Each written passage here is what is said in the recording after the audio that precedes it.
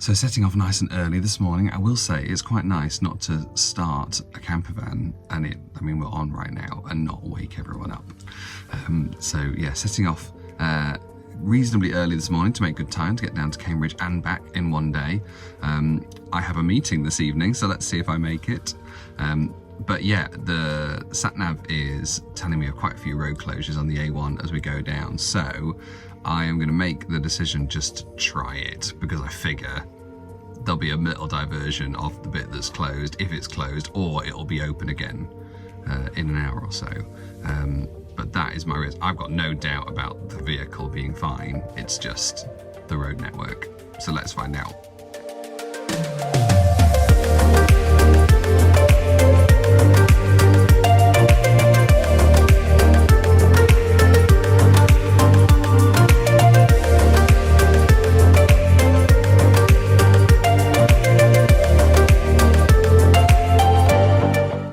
So we've arrived at Instavolt charger.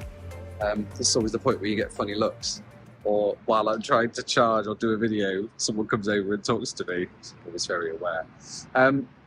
So I have full faith in the vehicle. I will admit the charging infrastructure is not something that is fully reliable in my opinion through testing. But we're here, so we're all parked up, pulled in. The red light just came on, which is about 10% left, but there's no restriction, literally right down to about 3%. So it's very nice, very easy to drive. I'm going to try and do this one-handed.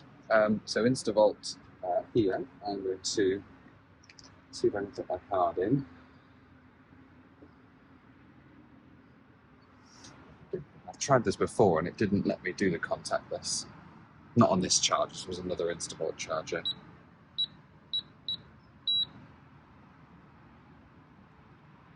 Here we are. So that's approved. And so removing the card. So now I think it's going to ask me, what do I want? So it's going to be CCS. It's just doing its pre-checks. Hearing a few clicks going on. We've got the kind of orange, purple sign there that's telling everything that it's communicating. Sorry, I'll get a bit closer for you. Here, the charge point clicking. I get both in, and we have a green light. There we are. Voila. So we have 14%. We have a price on there, which is a bit steep. We have an output power there, so we're charging at 63.9 kilowatts. Absolutely ideal. And then what's also quite fun is in here, the gauge turns on. So the ignition's not turned on, but the dials turn on. So my socket's still quite low, but that's a live charging speed. So it's at negative, nearly 200 amps. And that's quite fun, just to see that energy is actually going into the pack. So now that I'm happy charging, I'm gonna grab my laptop, I'm gonna sit inside the Golden Arches and not buy a hash brown.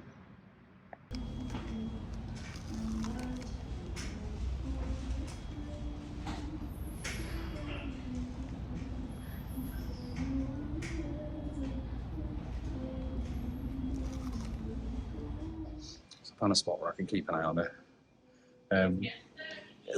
I mean, getting to this point, yeah, I've driven electric vehicles for long enough, and I've also tested these things for long enough that you get to a stage like this where, even though you know it's fully fine and you've tested it loads and you've got so many years of putting it through, you are still driving and kind of going, are we going to be okay? Should we just check the range? And I just need to switch off, not think about that too much. But no, it's been a nice smooth drive down, a little bit on the chilly side, but it is end of February. Yeah, had the heating on a little bit. It's been quite nice. But just, yeah, taking it easy. It's still a big old vehicle, so driving fast on the motorway is not the most fun in the world.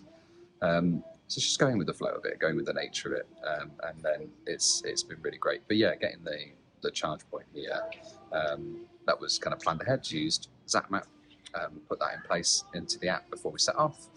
A1 was fine so far, getting down here, and everything, yeah, so far gone according to plan. So we are over halfway. I'll probably stop again just before I get to Type 2 Detectives to make sure I've got a really good chunk of power before I get there. But yeah, the next stretch is in the daylight now, which is going to be a lot more convenient. So I am going to continue to enjoy my cup of tea and hash brown, triple cooked potato, and then we'll see how we go from there. So this was a bit unusual.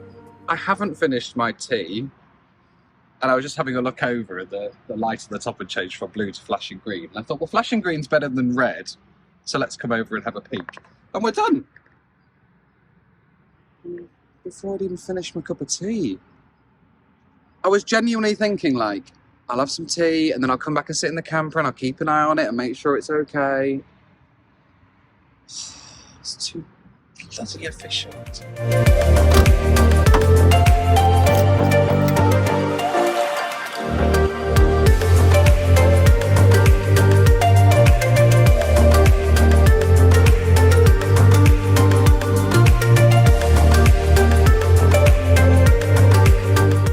So here for charge stop number 2.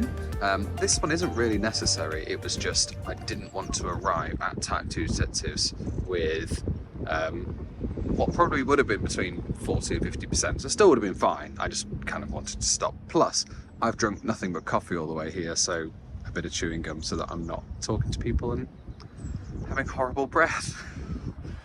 This one, there's only one here, which is a bit strange. It's the biggest car park in the universe. One charger, when I first pulled up, someone else was using it, so went inside and came back out again. It's free. Actually really straightforward to use. So just take the charger out of the holster, plug it in the vehicle. There's a little contactless reader to fob your card on. Used Apple Pay this time round. And then it's saying, you know, press the start button, press start. The vehicle was already waiting. The light was purple, which in our vehicle is communicating, and then just took about 5 seconds and went to green and everything's on and working. So I only need to be here for about 10 minutes. So I will get that all finished up. I will chew some gum to prepare myself and then back on the road. Another benefit of rapid charging a camper van is I get to just chill in the back here while we top up. No need to go anywhere else. And actually, this camper's wonderful. I mean, the pop top in here, just, it's not up, obviously, but just the beautiful sunroofs and the kind of, the sun just coming through, all the space, big comfy seats. But one thing that's going to be curious to see what happens with this particular charger is I've noticed that there's not much information on this charger. It just says that it's working. So there's time and there's percent and there's kilowatt hours delivered. So there's nothing about speed, although it looks to be slower than the Instavolt charger because my gauge is showing speed, which is fine. But the other thing I've noticed is that it says on there's an 80% stop light. And I can't tell if that's just like a hard stop, like it will not charge more than 80%. Maybe that's just a set limit. So it'd be very interesting to see any second. What are we on right now? We are on 77%. So it's going to be interesting to see whether it's just going to stop me from charging, in which case I've charged for all of 4 or 5 minutes, just get an extra 10%, which is fine. But yeah, it'd be interesting to see if it's going to cut me off or if this is going to cut me off or nothing. Let's find out. Okay, that's hit 80%. My dial is still saying it's charging, so we'll see if it goes to 81 and then relax or not.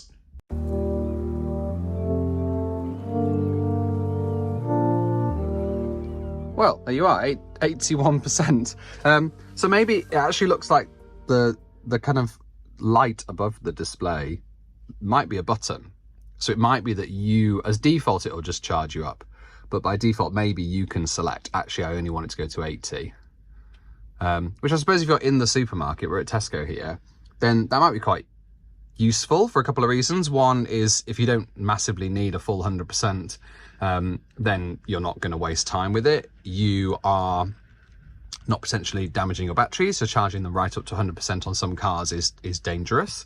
To do it repeatedly, and it was a big deal a few years ago. It's probably not so much now because the car manufacturers put those limits in place themselves.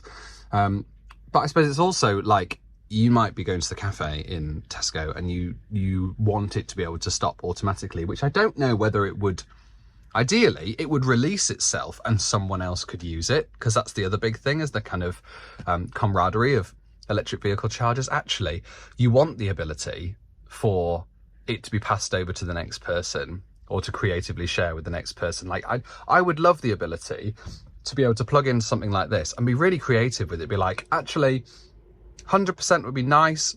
Don't necessarily need it, and I'd need it in approximately, you know, half an hour because I'm going to go get a coffee, for example. Like, and then the charger would deal with it, whether someone else comes and plugs in, and it would share the load for them.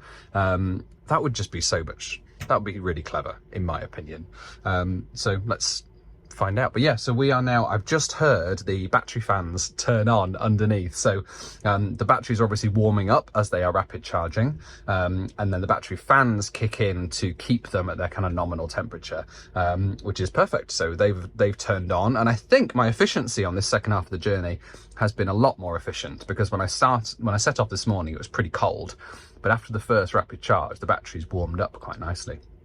And the fans keep them at that temperature. So yeah, should have some more efficient driving on our way.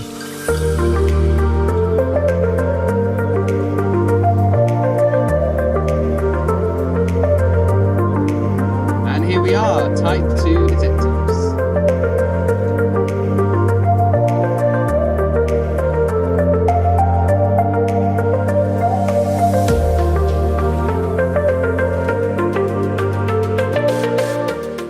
So here we are, Type 2 detectives.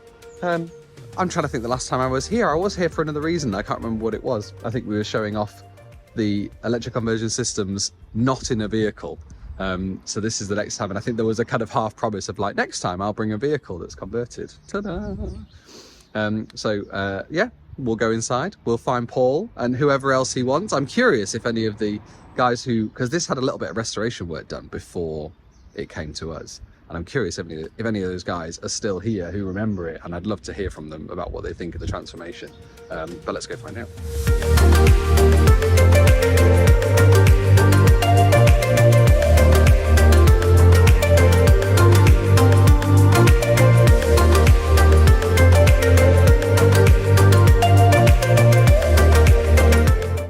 So alongside Type 2 detectives, we have Paul. How are you doing? Very good. Nice to see you. Yes, nice to see you too. And is it nice to see the van again? Yeah. I remember this van because it was one of only 2 or 3 vehicles we've ever sold, not just online, but by someone pressing the buy it now button. Yeah. I mean, obviously we sold loads of vehicles online, but there's always a certain amount of interaction.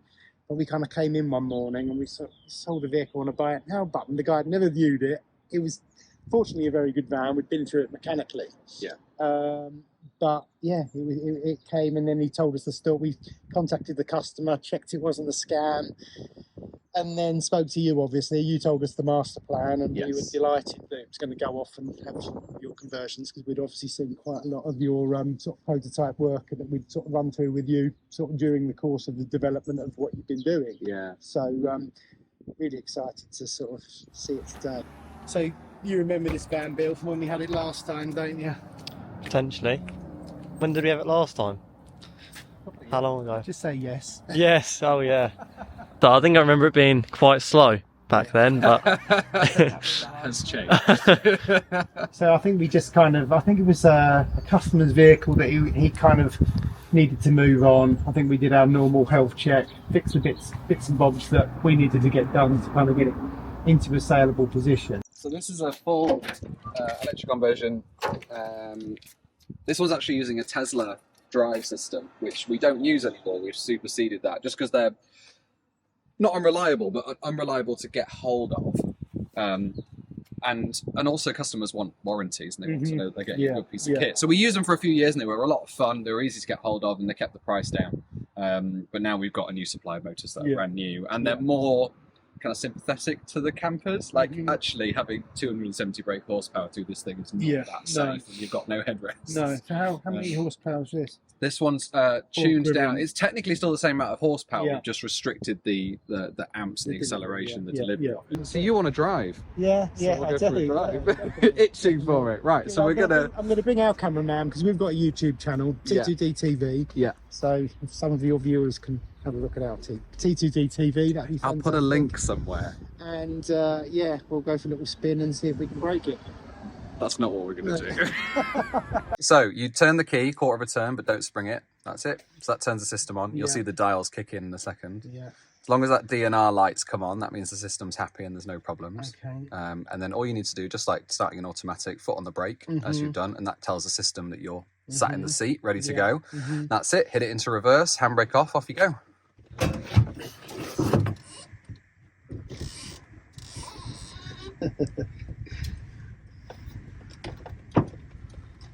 Seems so odd. You ever been in an electric camper van before, Bill? I can't say I have. First thing I did, first instinct was to go Just to go to the gear stick, yeah. So I'm going forward now. Yep. I'm just right to feed too much power in, but it's delivering the power nice and smoothly. So I'm doing about just under 30 miles an hour. All seems really nice. Just nice not having that engine noise. In a way, I mean, I know a lot of petrolheads like the engine noise, but it's just different. It's just a different style of driving. I've driven a few electric classic cars, and it's just different. It needs to be experienced before people slay it and just talk it down, really. And it kind of provides a nice, reliable daily commute car, you know, without the worries of petrol leaks and points closing up and everything else. So yeah, certainly a lot quicker than what it was. It's trucking along nicely.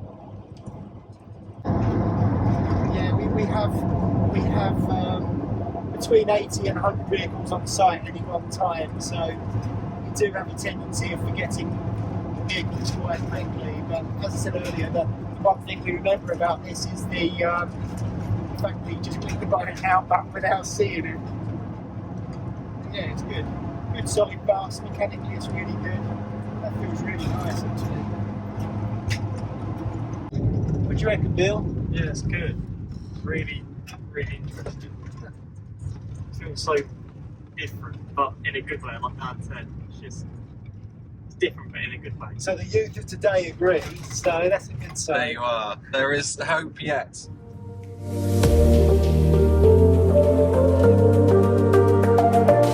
It seems it's quick enough, but it's not so quick that you feel that you're driving outside the capabilities of the vehicle. So I think in that respect, I think you've nailed it. It hasn't got supercar tyres, it hasn't got supercar suspension, it hasn't got supercar aerodynamics or safety features. So I think it's great. I really like it. Well done.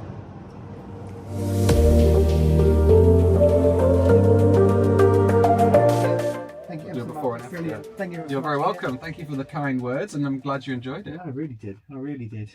I'll put my order in next week. Superb. Thank you. So that was a really fun drive. It's really good to take it out with somebody else who knows VWs inside out, drives them all the time. I'm not sure many people who've driven more classic VWs than Paul. So it was really great to go through that process with him and to hear his really great words about it, that he really genuinely enjoyed it. So yeah, that's all for this video. So check in with us next time.